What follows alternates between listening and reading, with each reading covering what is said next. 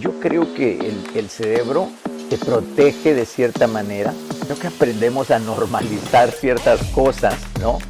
Y ya después dices, bueno, recién llegado el sueño americano era comer, cabrón.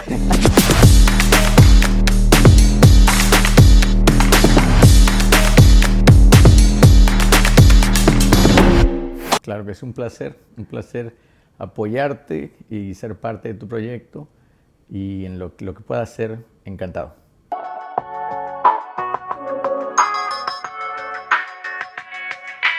Bueno, llegué hace 31 años, en agosto de 1994.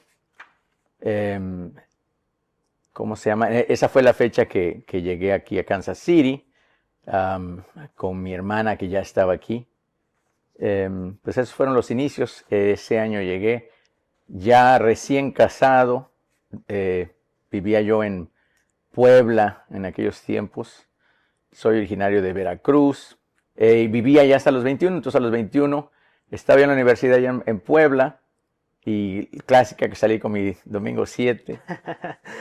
Me caso. En ese año de 1994, bueno, fue el clásico parteaguas, ¿no? Que tu vida cambia. Y me caso, obvio, bueno, antes de eso, embarazo a la novia. Entonces llegué en 1994, llegamos para acá en agosto. Y en el mismo año nace mi primer hijo, Ashton, en diciembre del mismo año de 1994. Así que bueno, esa fue la llegada, ¿no? Cuando la gente pregunta, ¿pero por qué Kansas? ¿Por qué escogiste Kansas? ¿No? La gente que no se sabe, no, ¿qué voy a estar escogiendo? Yo de broma digo que Kansas me escogió a mí, ¿no? Pero bueno, sí, así fue como llegué aquí a Kansas City, de 21 añitos. El cambio fue, no, sí, todo el mundo nos acordamos de la primer invierno, ¿no? Sí. La primera nevada, no. Porque pues no nada más venimos de otro país y de otro clima, sino que venimos sin un quinto y llega el frío y pues a lo mejor tienes la chamarrita, pero no te sabes los truquitos de que hay que usar termal abajo. No, me acuerdo de esos inviernos de meterte al carro y obvio, carro viejo, me acuerdo de ese carrito que se demoraba horas en calentarse. Tengo 3 hermanas mayores, soy el más chico de 4. El único varón y el más chico. 3 hermanas mayores.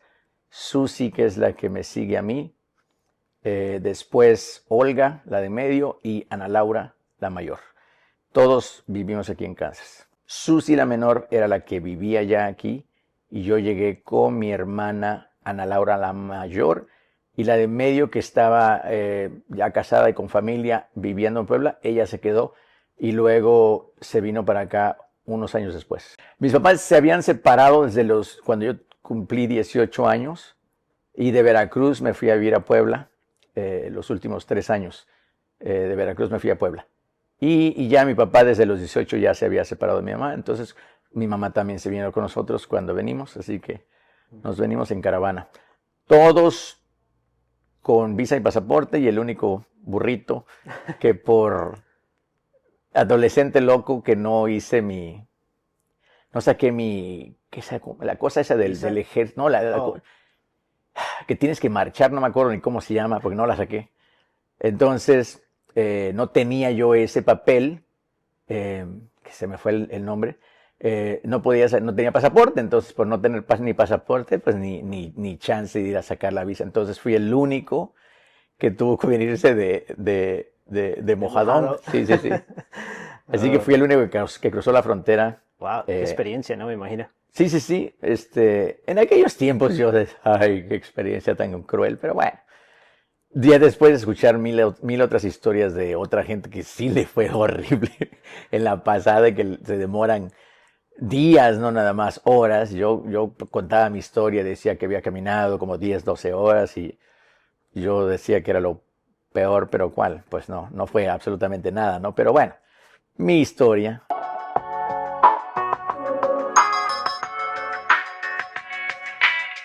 Según yo fue una cosa normal, pero ahora de grande o de adulto he aprendido que creo que aprendemos a normalizar ciertas cosas, ¿no? Y ya después dices, Eso no era, eso no, no era muy normal, no debió haber sido, pero bueno, obvio, no me quejo, ¿no? Porque lo viví, lo sobreviví y lo que me afectó lo he superado y lo he cambiado, ¿no? Pero sí sé que hubo varias cosas en mi infancia, nada drástico, nada feo, ¿no? Yo no fui abusado por mis papás, no tuve papás de esos no sé, que te hacen la vida imposible o algo, no, nada de eso. Lo contrario, pero bueno, mis papás con la mucha o poca educación que ellos tenían, pues creo que aprendí que me dieron lo mejor de ellos, ¿no? Mi mami, que, bueno, ya los dos fallecieron, mi mami, pues fue la que siempre llevó la batuta, no en la casa de que mandara, sino que fue la que estaba ahí con nosotros, ¿no? E hizo lo mejor que pudo, ¿no? Entonces no es queja, pero bueno, con poca educación, ¿no? Recordemos que en aquellos tiempos mi madre fue la estudiosa y llegó a sexto de primaria. Entonces mi papá estudió hasta tercero de primaria. Entonces yo ya después de grande adulto decía, man, mi padre hizo lo que pudo. Y si lo pusiéramos en una escala, también tengo que reconocer que de donde él nació, creció, cómo lo trataron sus papás, las historias que él contaba, a lo que él hizo con nosotros, por más que pudiéramos decir, oye, porque todos nos quejamos de cómo nos fue en la feria, ¿no? Pero en una escala, creo que él hizo bastante más de cómo le fue a él, ¿no? Entonces, porque yo podría decir, no, hombre, yo he hecho esto y aquello, ¿no? Comparado con mi papá, pero no. Si lo pusiéramos en una escala, podría ser, te digo, no es para echarle tierra a ellos, ¿no? Claro, claro. Hicieron bastante buen trabajo, ¿no? Pero como todos, bueno, también dejan traumados a los chamacos, ¿no? A mis hermanas, a mí. Pero bueno, es parte del relajo. Pero mi niñez fue bastante normal, fui bastante normal. Fui un niño tranquilo, bastante aplicado en la escuela, ¿sí? Eso te estoy dando los facts, ¿no? Lo que sucedió, ¿no? Era yo bastante bueno en la escuela.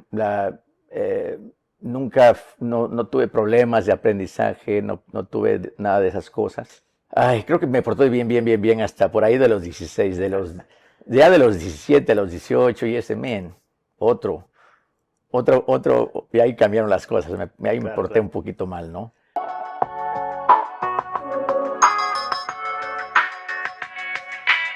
El cerebro, bueno, no creo, sino que he escuchado, he leído que dicen que el cerebro está, ¿cómo se llama? Programado para sobrevivir, ¿sale? Entonces, a lo que voy es a que de repente cuando nos ponemos, o algunas personas, hay personas que dicen, no, yo me acuerdo de todititito, ¿no? Y yo no, ¿eh? Y no es que sea mala memoria o algo así, sino que yo creo que el cerebro te protege de cierta manera, ¿no? Porque muchas cosas, sí, me tendría que concentrarme bastante para recordar ciertas cosas, más de mi niñez, pero creo que es un sistema de protección, ¿no? Que te olvidas de algunas cosas o bloqueas ciertas cosas, ¿no?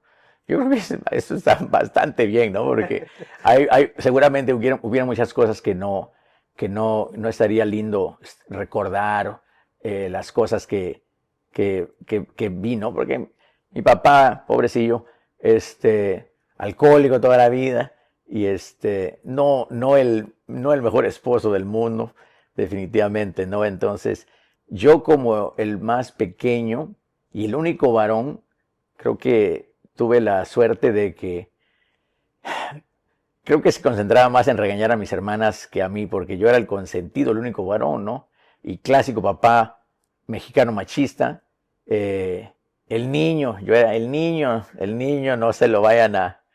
Entonces, te digo que yo nunca tengo recuerdos, creo que mi papá me pegó 2, 3 veces, ¿no? No fui abusadísimo, y mi mamá me pegó más veces, pero obvio, ella la que estaba ahí, ¿no? Seguramente daba yo muy buenos motivos, ¿no? Pero mi papá rara vez, ¿no? Pero me acuerdo, ¿eh? Eso sí me acuerdo, que las del papá duelen. A lo que voy es a que el cerebro creo que nos ayuda mucho en esa parte, ¿no?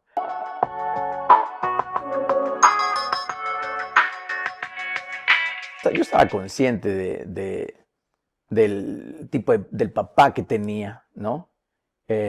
Desgraciadamente mi papá no fue el papá amoroso. eh, Él viajaba mucho, por muchos años incluso vivía en una ciudad, él vivía en una ciudad, nosotros en otra, y creo que dentro de lo que cabe, eh, pobrecito, ya en paz descanse, pero ven, el no tenerlo tanto tiempo cerca, yo creo que eso estuvo mejor, ¿no? Creo que tuvo menos oportunidades. Yo le digo a mis hijos de broma que si se quejan de mí es porque yo he estado ahí toda la vida, ¿no? Le digo, hey, yo tuve más oportunidades de cometer errores, ¿no? Y de mi papá, que pudo haber cometido muchísimos más, tuvo menos oportunidades porque no estaba, ¿no? Entonces, de broma decimos que, o sea, de los males el menor, como dicen, ¿no? Entonces, al no haber estado ahí tanto, pero los recuerdos es que cuando llegaba el papá, en lugar de correr a abrazarlo, era correr a esconderse, cabrón. Entonces, pero ya a los 18, pues yo ya sabía, ¿no? Em, pues ves a los papás, el tipo de vida, cómo actuaban. Creo que nunca los vi besarse, ¿no? Mi papá no era cariñoso. em, y ya, yo me casé súper joven, me estoy adelantando, pero de repente dices, man, pues, ¿de dónde aprendes ciertas cosas, no? Y por eso es que cuesta trabajo eh, hacer las cosas mejor, cambiar, darse cuenta, admitir, perdonar, pedir perdón, ¿no? Porque, bueno, la vida te va llevando por donde te va a llevar y pocas veces se detiene uno a hacer el recuento y a concientizarse y a reflexionar.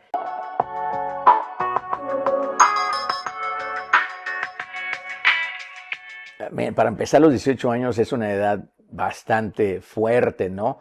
La adolescencia. Yo ya no era el niño que hacía poesía y que sacaba puros dieces, ¿no? Ya a los 18 años ya andaba yo más destrampado y y yo vivía en Veracruz, donde había crecido y todos mis amigos estaban ahí, ¿no? Y cuando se separan mis papás a los 18 años, nos vamos a vivir a Puebla. El último lugar que yo quería era estar en Puebla, que a pesar de que allá estaban, pues, la familia, eh, mis primos y eso, pues no tenía amigos. Los amigos de toda la vida pues, se quedaban en Veracruz, ¿no? Entonces yo estaba totalmente rehúso a moverme. Entonces, y recuerdo que sí, bueno, rebeldía, ¿no?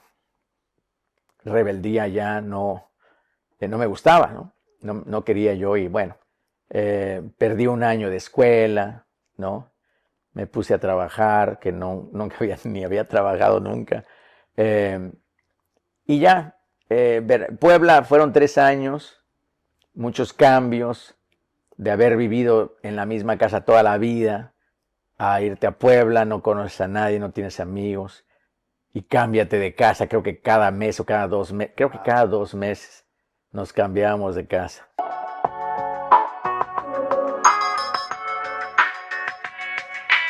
Bueno, recién llegado el sueño americano era comer, cabrón. Sí, la verdad es que como yo llegué y mucha gente he escuchado que mucha gente viene y dice, no, voy a trabajar duro unos años, voy a ahorrar y voy a hacer esto y me voy a regresar. Yo la verdad es que nunca he sido tan planeador y yo llegué sin ningún plan de regresarme, ¿no?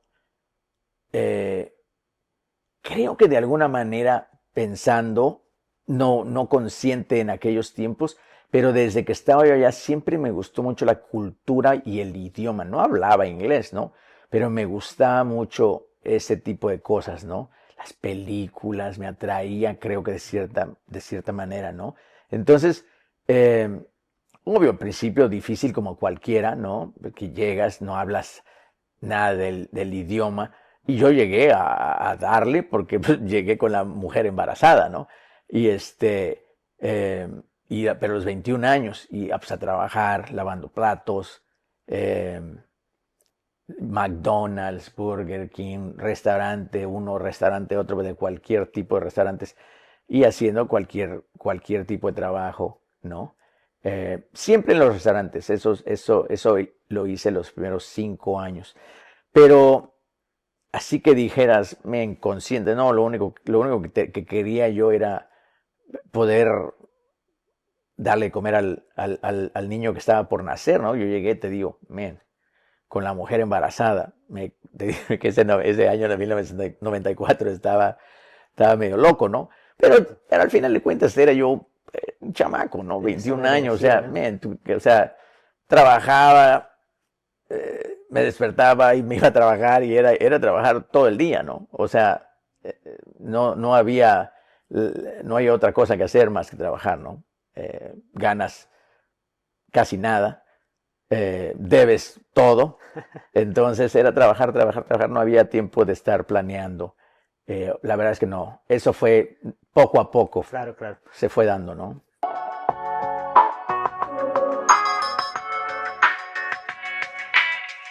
El momento no fue aquí, el momento siempre existió dentro de mí. Por ejemplo, bueno, yo nunca pensé, yo no dije voy a venirme a Estados Unidos para empezar en aquellos tiempos, cuando estábamos en México, por lo regular, el que se venía a Estados Unidos era el que había fracasado en México, ¿no?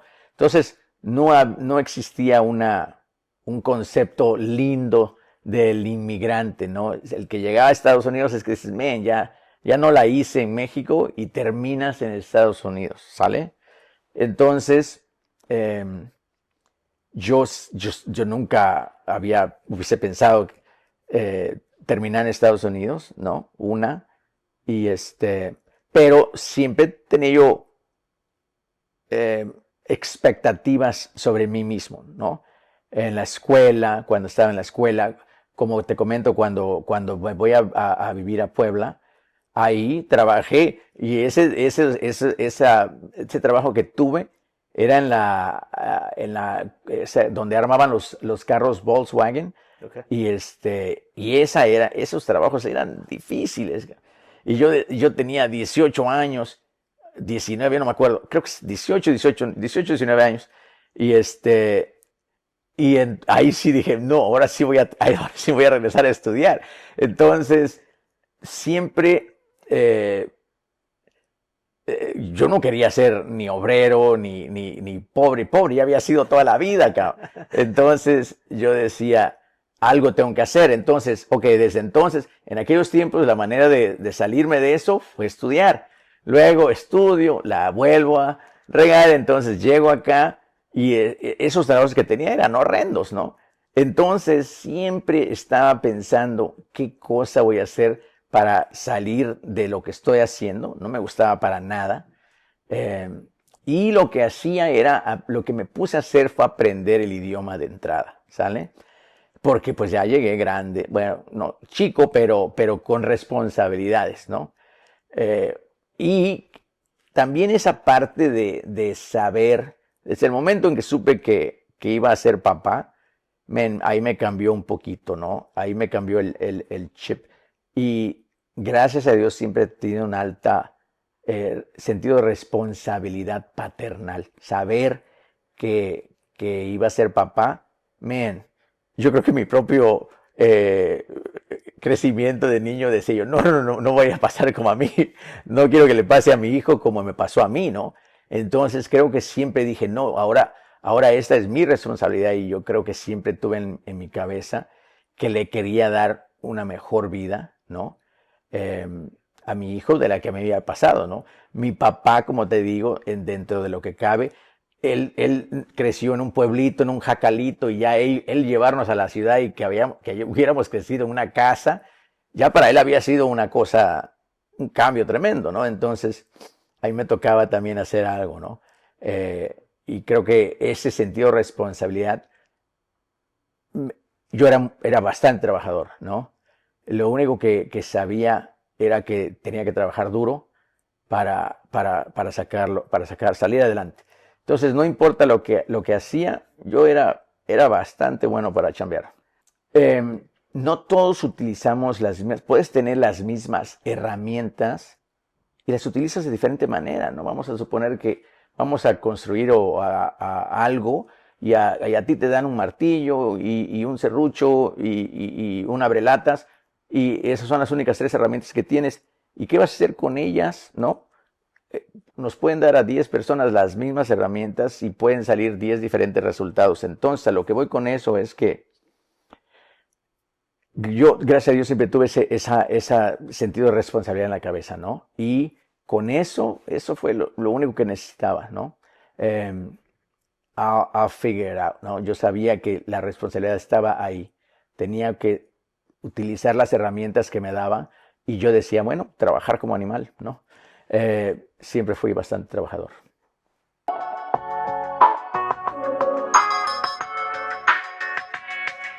La oportunidad la busqué y la busqué. Ahora sé que la jugada es prepararse de una u otra manera, ¿no? Porque como el futuro es incierto y nadie sabe, yo seguía aprendiendo el idioma, como te digo, ¿no? Y trabajas como loquito, pero gracias a que era yo bueno trabajando, pues empiezas a ganar cada vez más. Y entre más ganas, más difícil es salirte también de lo que estás haciendo, porque volver a empezar tiene su chiste también, ¿no? Cuando vuelves a empezar en algo, pues el dinero no necesariamente acompaña, ¿no? Te sales de un rubro y entras a otro y ahora sí que empezar de cero, ¿no? Bueno, entonces, las oportunidades las buscaba yo, ¿sí? Siempre fui bastante emprendedor, entonces antes de cambiar de los restaurantes a otra cosa, ahorraba yo primero pagar lo que debía yo, por decir, luego agarrar mi propio departamento, ¿no? Cambiarme un departamento solito, estar allá con la esposa y mi hijo, hacerte tu propio carrito, cositas pequeñas, ¿no? Pero siempre tuve esa hambre de salir adelante y cuando todavía no caía en ninguna oportunidades, lo que hacía yo era invertir, ¿no? Entonces empecé comprando un carro y lo vendía y otro carro y lo vendía. Y yo creo que poco a poco los amigos, la familia se empiezan a dar cuenta, te empiezas a separar de que alguien siempre dices, a este hombre le gusta ciertas cosas, ¿no? Entonces creo que yo me di a conocer que era yo medio loquillo, emprendedor, ¿no?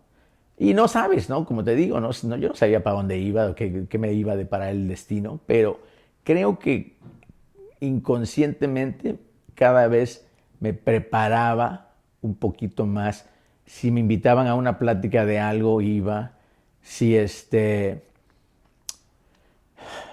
me ponía aprendía a hablar inglés y a escribirlo, simplemente viendo la televisión, ¿no? Porque la veía yo en inglés, le ponía yo las letritas y esa era mi escuela, ¿no? Porque pues, había que trabajar y no tenía tiempo ni de ir a la escuela. Entonces, lo mío fue prepararme sin saber para dónde me iba yo a ir. Bueno, gracias a eso de andar para aquí y para allá y los negocios, llega una oportunidad de comprar un restaurancito. Y yo a los 24 añitos, 25 por ahí, a lo mejor 25, me animo a comprar un restaurante según yo, pero sin tener tablas, sin tener nada, lo único que tenía yo, ¿no?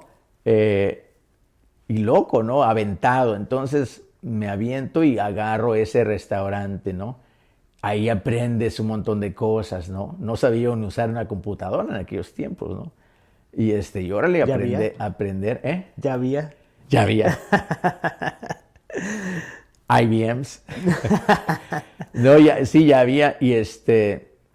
Bueno, entonces Y de ahí, en ese restaurante, ahí conozco, como he tenido que hacerle publicidad a ese restaurante, ahí conozco a los dueños de las compañías estas, y ahí existe el cambio que me salgo de los restaurantes, por fin, y entro a lo que es la publicidad, ¿no? Que era el famoso direct mail advertising, ¿no?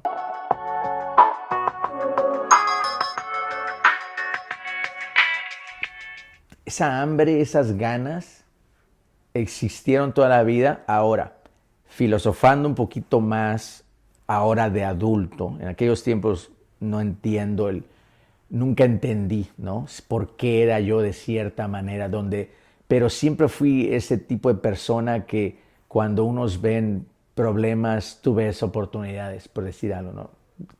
¿De dónde viene eso? No lo entendía. Ahora trato de convencerme que el universo te va dando las cosas que necesitas, ¿sale? Basado en quién eres, en la manera en que piensas, pero no entendía esas cosas, las entiendo ahora, ¿sí? Ahora digo, siempre fui este tipo de persona, siempre fui, ahora que entiendo un poquito más de energía, de lo que son las vibraciones, y las vibraciones me refiero a los sentimientos, yo la manera en que pensaba siempre fui muy positivo, y esos son high vibrations, ¿no? Siempre tenía sueños, siempre tenía ilusiones, siempre tenía ganas, porque no por palmearme, pero fui un buen hijo, fui un buen hermano, fui un buen esposo un tiempo y un buen papá. Entonces, todas esas cosas a las personas que vibran más alto, que sus sentimientos le llaman high vibrational feelings, ¿no? Y eres un individuo que vibra, se supone que atrae ciertas cosas, ¿no? Es lo que dicen los expertos, ¿no? Y he tratado de entender esa parte. Entonces, ahora, cuando pienso en mi pasado, que no sé por qué yo hacía ciertas cosas, creo que esa es la respuesta, ¿no? Antes era, como decía mi papá, un dicho que decía que cuando lo hacías las cosas a lo güey, decía como el burro que tocó la flauta, ¿no? A lo pendejo. Las hacía yo porque no eran intencionales, ¿no? Entonces ahora me costó mucho trabajo entender que ciertas cosas sucedieron, ¿no? O porque la gente antes me decía, oye, ¿tienes algo especial? Que si no sé qué.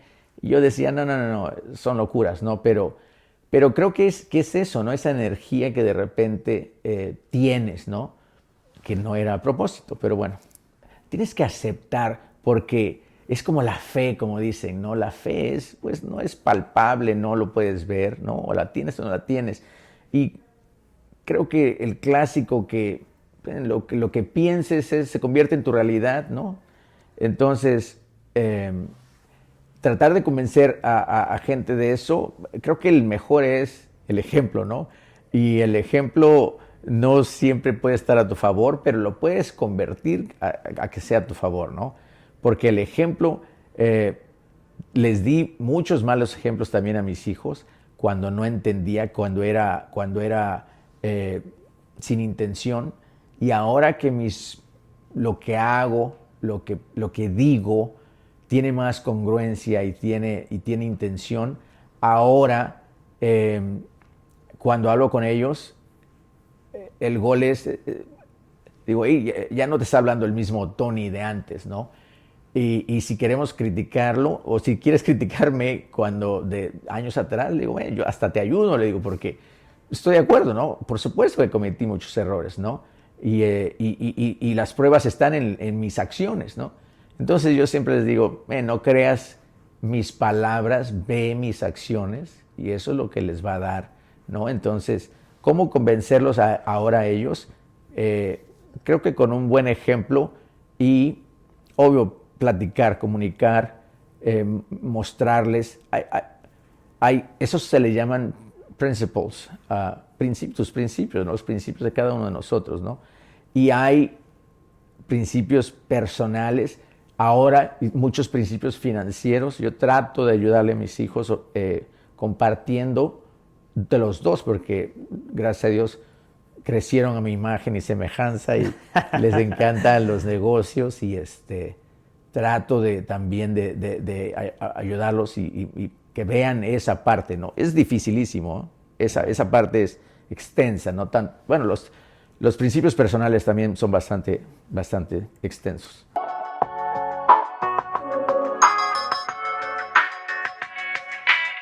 Te voy a decir, en mi opinión, porque, claro, el ejemplo, como te estoy diciendo, crucial, importante, pero no es lo más importante.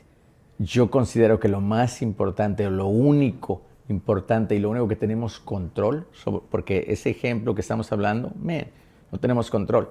Lo que tenemos control cada uno de nosotros es en lo que nosotros mismos vamos a hacer, ¿sale? Y para eso se necesita responsabilidad, ¿no? Como dije, el momento, creo que mi vida antes de enterarme que iba a traer una vida a este mundo, me sentí responsable. Era yo bastante responsable y trabajador, ¿sí? Pero eso se incrementó muchísimo el momento en que me entero, ¿no? Que ahora soy responsable por una vida, ¿no? Y yo me tomé muy en serio ese papel. Bueno, esa responsabilidad es la que me ha traído a mí toda la vida, ¿sí? Porque si me pongo a estarle apuntando y echarle la culpa a X o y no tomo responsabilidad de mis propias carencias, de mis propias acciones, de qué digo, qué pienso, qué hago, ¿no? O empiezo a buscar culpables y bueno, de la manera en que me educó mi papá, soy borracho porque mi papá era borracho, soy esto porque aquello, ¿sí me entiendes?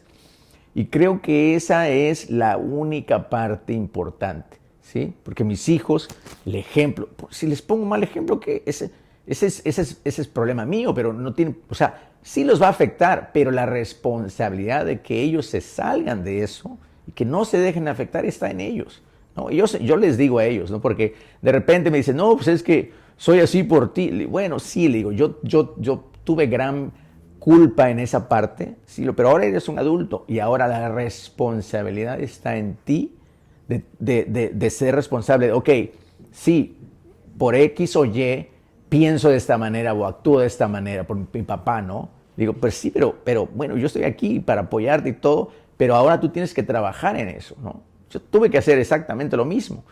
Mi papá no estaba ahí ni siquiera para echarle la culpa, ¿no? Yo tuve que perdonarlo, ¿no?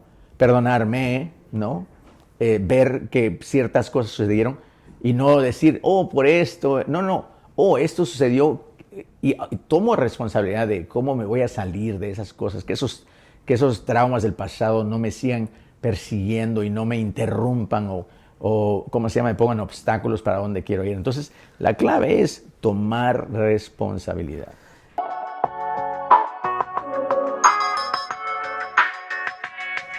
Ese éxito, esas cosas, el perseguir el dinero, creo que ahora la sociedad o la juventud, como dices, creen que nada más con que tengas un trabajo, un paycheck y pagues tus biles, que con eso es suficiente, ¿no? Y esa responsabilidad que hablo, o que creo que es importante, no es nada más tener un trabajito, porque un trabajito cualquiera lo puede tener, ¿sí?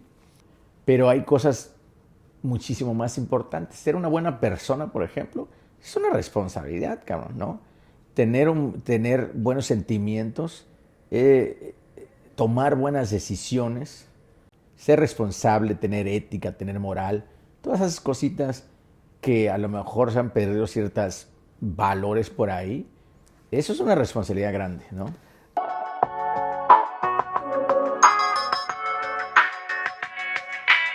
Claro, como decía hace rato, creo que normalizamos muchísimas cosas que no deberíamos, ¿sale?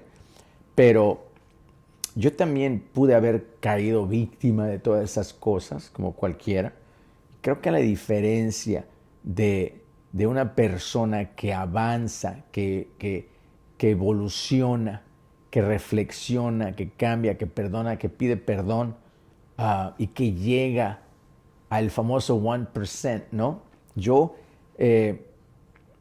recuerdo que en la parte económica siempre tuve esa ambición de llegar a tener esa libertad, ¿sale?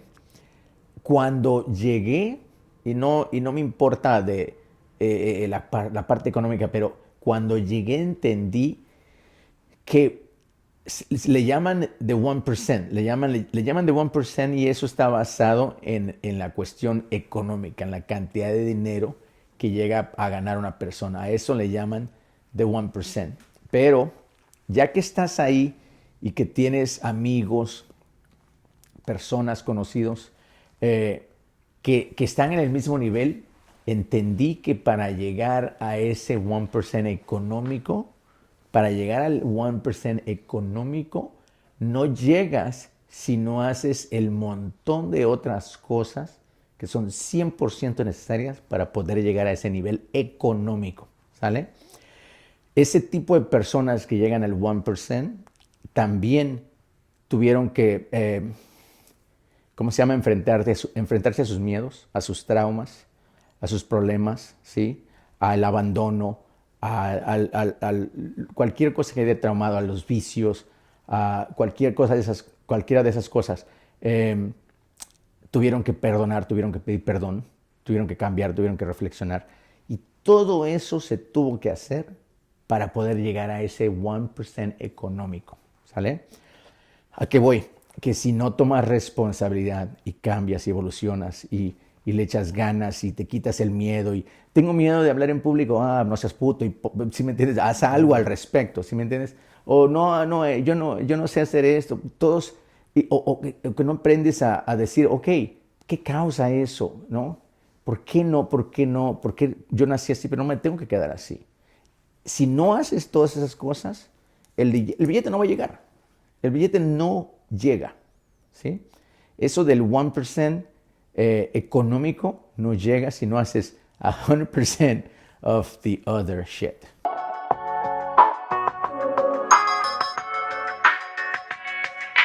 Momento de alinear mis chakras, ¿no? Que es ser congruente. Y ser congruente me refiero a lo que dices y lo que haces que tenga congruencia, ¿no? Porque lo clásico es que dices una cosa y haces otra o viceversa, ¿no? Yo entendí una metáfora hace tiempo que el universo ve absolutamente todo, ¿no? Y trato, no, trato de actuar como si todo el mundo me estuviera viendo, ¿sí? Dije trato, porque sabemos lo difícil que es, ¿verdad? Pero aceptar mis errores, si hago algo mal, admitir, siempre fue parte de mí. Fui afortunado de siempre haber estado en esa frecuencia sin saberlo, ¿no? Por la manera en que, a lo mejor mi personalidad, lo que tú quieras, no sé, o las circunstancias, como te repito, fue accidental, ahora es intencional, ¿sí? Pero yo veo, te digo, cuando estás en otro nivel, ¿no? ¿Crees que nada más con que el carrito tengas para la renta y eso ya, no, o sea, no vas a llegar, no vas a, ¿por qué? Porque cualquiera lo puede hacer, ¿sí me entiendes?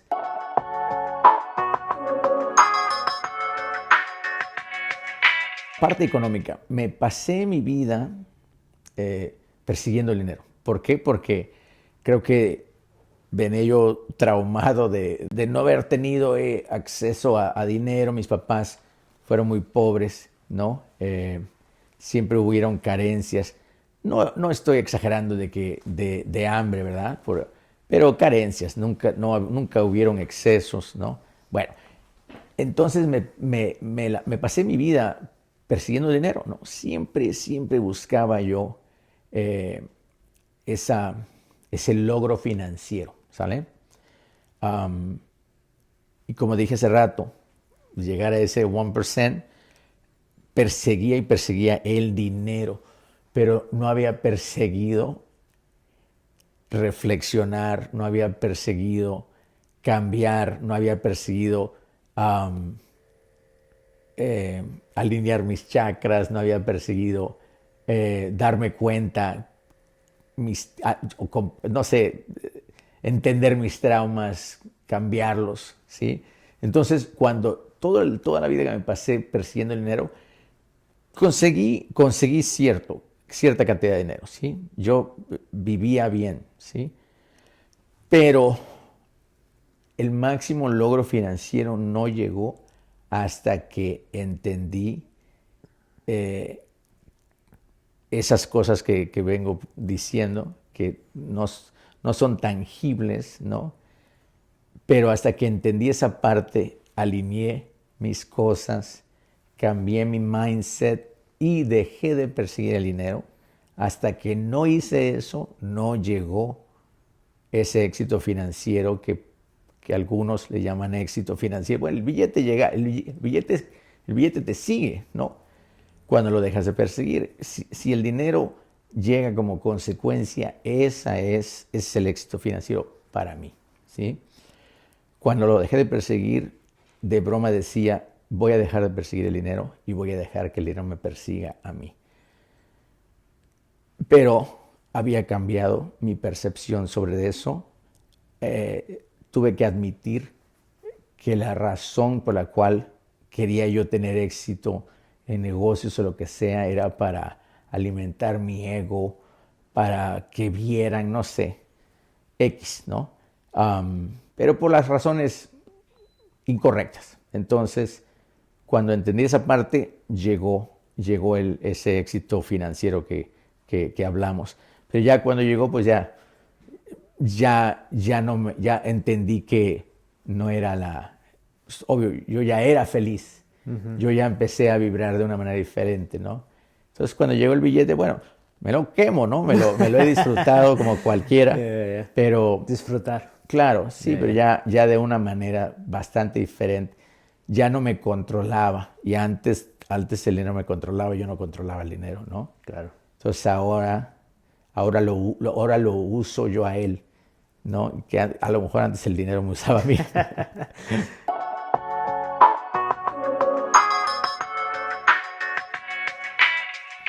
Sin exagerar, creo que es el que mis hijos sigan queriendo estar conmigo, querer compartir, que sigan vacacionando conmigo. Y los haters por decir, pues tú pagas, no, cabrón. Sí, el pagar no es, eso no es para ellos. Yo hago eso porque eso me llena a mí, ¿no? Ellos se pueden pagar sus cosas, ¿no? Pero bueno, pero ¿cuántas gentes no existen que tienen todo el dinero del mundo, pueden tener mucho dinero y los hijos no necesariamente quieren estar ahí, ¿no?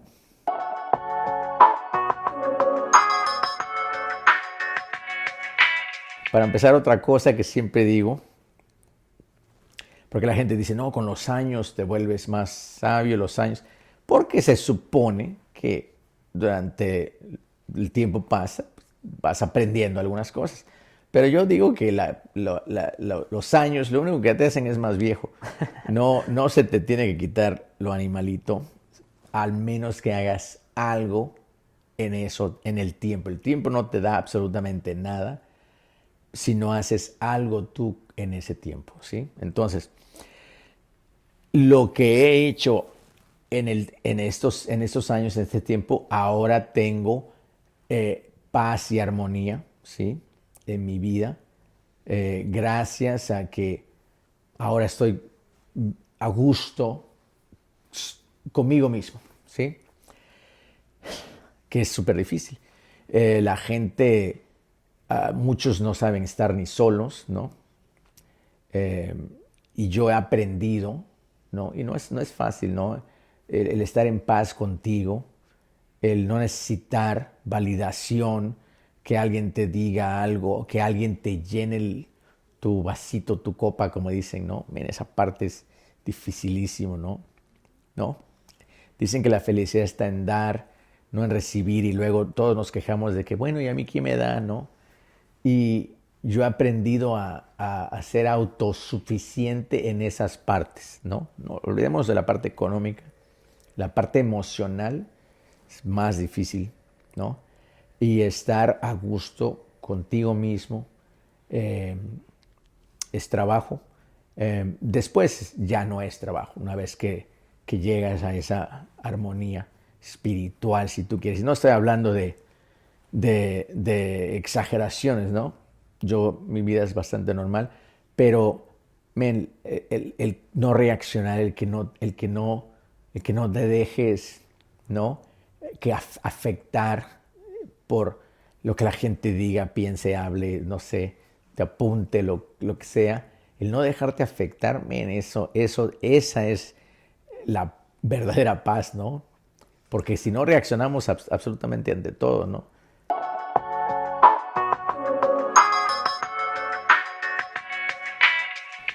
Sí, creo que esa paz emocional la vas a encontrar cuando la inteligencia emocional, que la tienes que fomentar tú, si no lo haces, es muy, muy, muy difícil, casi imposible. Ahora, antes, yo creo que estaba a gusto, ¿no? Yo creo que tenía, como todos, mis buenos y mis malos momentos, ¿no? Yo quiero pensar que en la balanza de la vida eran más buenos que malos, pero existían los malos toda la vida, ¿no? Recuerdo aún como no sé, los pleitos con la esposa, con lo que sea, ¿no? El reaccionar ante algo, ¿no? Con un, no sé, compañero de trabajo o negocio, lo que sea, ¿no? Tus hijos, cómo reaccionaba antes ante las cosas, era lo que, ¿no? Tú decías, no, es que soy de carácter fuerte, ¿no? Y en realidad no, hasta que no entiendes que si reaccionas o de esa manera es que eres de carácter débil, ¿no? Entonces, esa inteligencia emocional, esa fortaleza emocional, si no la entiendes, no la fomentas, no la practicas, no tratas de hacer las cosas intencionalmente, que te cuestiones tus propios pensamientos, esa parte la he venido practicando hace un tiempo, bastante difícil, ¿no? ¿Por qué? Porque entendemos o debemos entender que lo que pensamos, lo que tú estás pensando en ese momento es tu única realidad, ¿sí? Y puedes estar pensando cosas buenas de algo, pero puedes estar pensando cosas no buenas en cualquier cosa, ¿sale? Y esa es tu realidad, ¿sí? Hasta el momento en que dices, ¿y si I challenge that? ¿Cómo se dice challenge? Si desafío ese pensamiento, porque eso puede ser cualquier cosa, ¿no? Y puede ser real o puede ser imaginario, pero si te pasa por la cabeza es tu realidad y se acabó, ¿no? Hasta el momento en que yo empecé a desafiar ese tipo de pensamientos, el por qué, ¿no? Porque yo cuando algo pienso que estoy en lo correcto, luego decir, bueno, ¿y si no estoy en lo correcto? ¿No?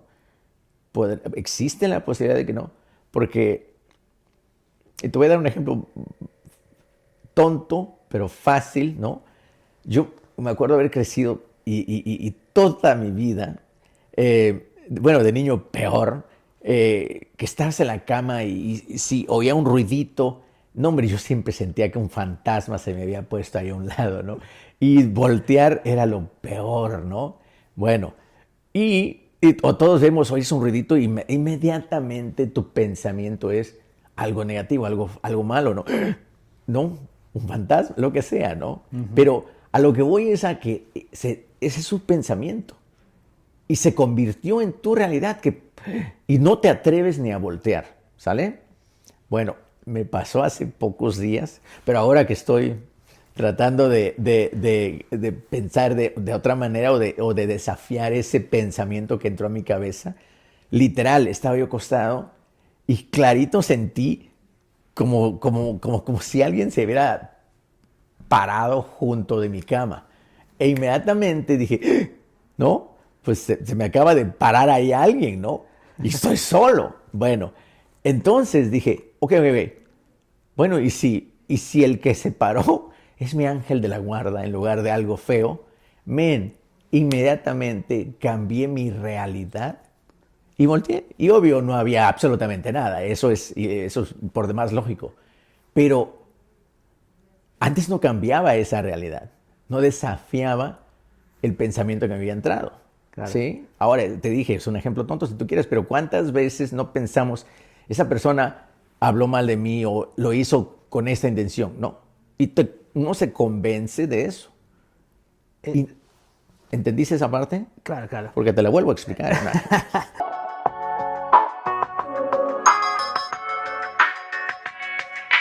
Bueno, el ego es, en mi opinión, absolutamente necesario, pero controlarlo, no.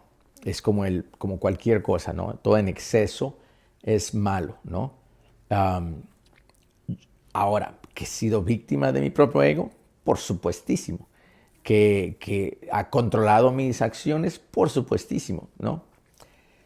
Pero que también es parte de ahí, que debe de seguir existiendo, pero lo tengo que controlar más, también es cierto, ¿no? Creo que tengo una mejor relación con la parte de mi ego, y trato de controlarlo muchísimo mejor que antes, ¿sí?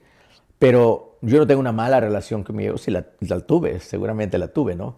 Pero siempre he sabido que soy egocéntrico, eh, y y- pero trato de no hacer las cosas que no afecte a nadie, si va a existir que no sea, que no le afecte a nadie ese ego mío. ¿Sí me entiendes?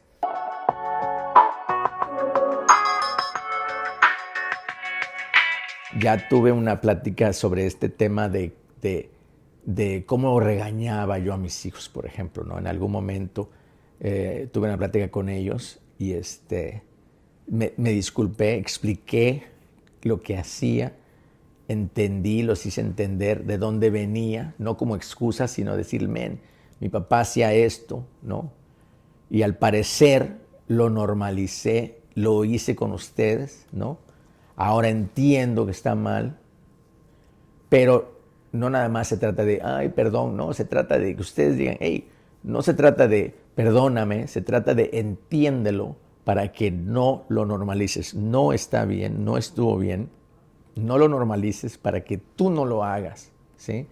Entonces ahora que ya estoy grande, ya no mis hijos ya están grandes también, entonces mi concentración no está tan basada en ellos, sino en lo que ellos van a hacer con sus hijos, ¿no?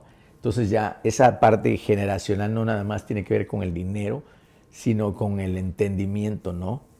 Para que ellos sean unas mejores personas, um, ahora, para mí, siempre esa responsabilidad no era nada más darles de comer, era hacer hombres de bien, ¿no? Y algo estoy haciendo bien porque Ashton, mi hijo el mayor, que ya es papá, no, hombre, es una chulada de papá. Y se lo digo cada rato porque, me llena el corazón cuando me preguntaron en alguna ocasión, ¿qué es lo mejor de ser abuelo? Me decían, ¿no? Alguien me preguntó, le digo, ver a mi hijo como papá.